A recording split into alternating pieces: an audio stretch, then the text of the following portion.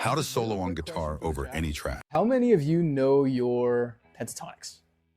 This could be pentatonic 5, pentatonic 1, but ultimately this is how you can start to use some of those pentatonic scales in a solo.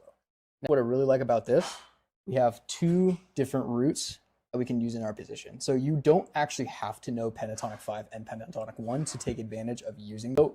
Of our 2 tonics, we have red, we have blue.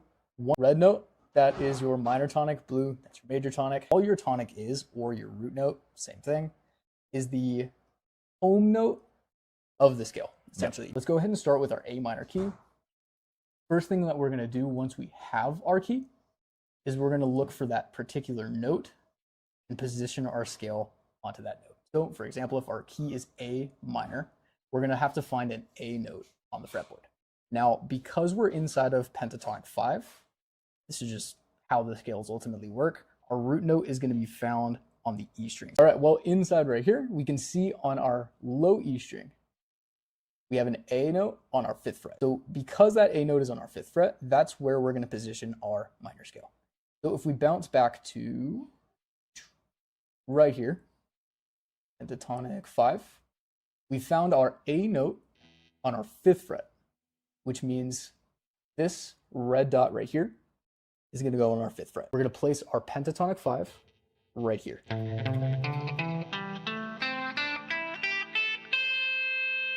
So all of those notes that we just played are in the key of A. To recap, select your key.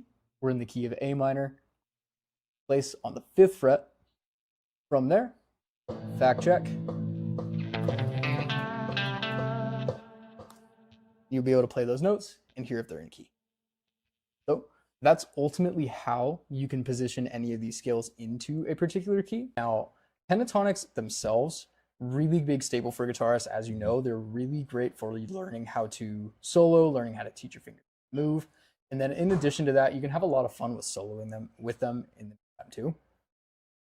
So one of the big things that I love to do is go to YouTube and look for backing tracks. That's where you can really start to have these shine, because you can position these based on, of course, minor or a major scale into a backing track and then ultimately solo over it.